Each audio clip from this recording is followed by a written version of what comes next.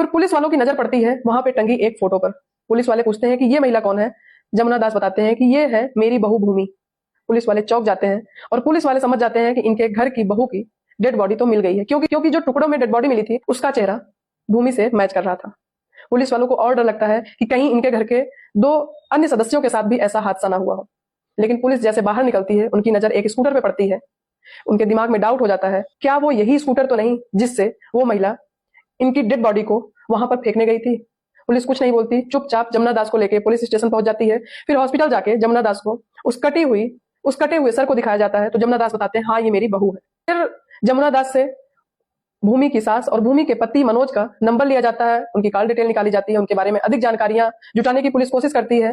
फिर पुलिस को जमुना दास की पत्नी धनवंती की लोकेशन पता चलती है। जब पुलिस उस होटल में जाती है तो धनवंती और मनोज को अरेस्ट कर लेती है। अब पुलिस एकदम श्योर हो गई थी कि जो बहू का मर्डर हुआ है वो मर्डर कोई और नहीं, या तो सास ने किया या बेटे ने। ये लोग प्लान इतने अच्छे से बनाए थे, ये लोग पुलिस को भी गुमराह कर रहे थे। ये लोग निकले सातिर, अलग अलग लोग अलग अलग जवाब दे रहे थे। फिर क्या था, पुलिस इन लोगों से सच निकलवाने के लिए अलग अलग तरकीब निकालती है।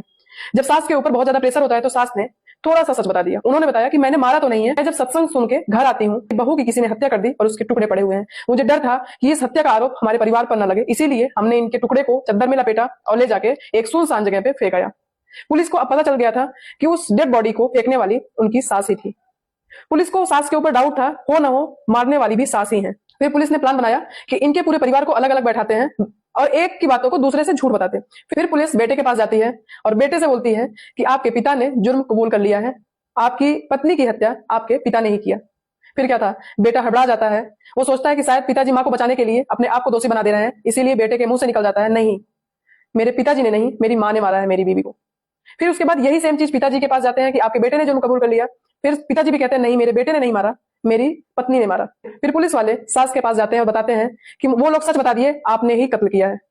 अब आप ये बताइए कि आपने अपनी बहू को मारा क्यों।